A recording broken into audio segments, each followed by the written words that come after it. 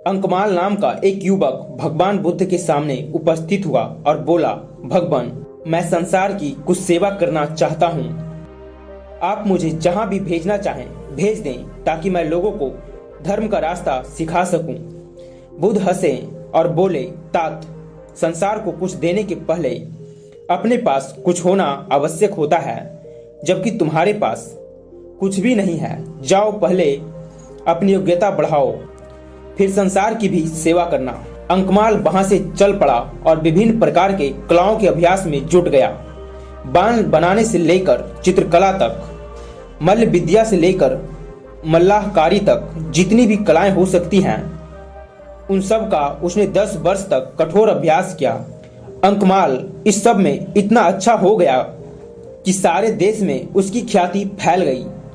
अपनी प्रशंसा से प्रसन्न होकर अंकमाल अभिमान पूर्वक लौटा और तथागत बुद्ध की सेवा में उपस्थित हुआ। अपनी योग्यता का बखान करते हुए उसने कहा, भगवान, अब मैं 64 कलाओं का ज्ञाता हूँ और अब मैं संसार के प्रत्येक व्यक्ति को कुछ न कुछ सिखा सकता हूँ। इस पर भगवान बुद्ध मुस्कुराए और बोले, अभी तो तुम कलाएं सीख कर आए हो, परीक्षा तो पहले दे लो, तब उन पर तुम अभिमान करना।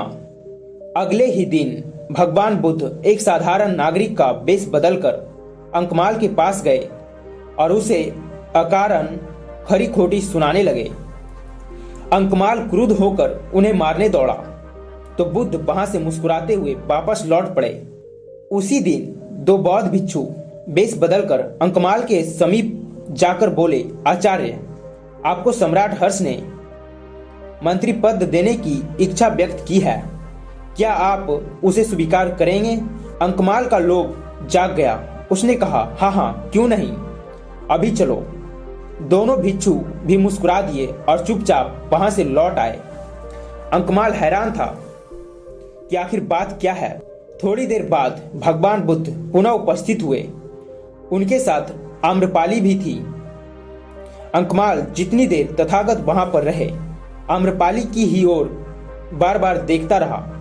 बात समाप्त कर बुद्ध तथागत आश्रम लौटे। सायंकाल अंकमाल को बुद्ध देव ने पुनः बुलाया और पूछा, वत्स, क्या तुमने क्रोध, काम और लोभ पर विजय की विद्या भी सीखी है? अंकमाल को दिन भर की सभी घटनाएं याद आ गईं। उसने लज्जा से अपना सिर झुका लिया और उस दिन से आत्म विजय की साधना में संलग्न हो गया।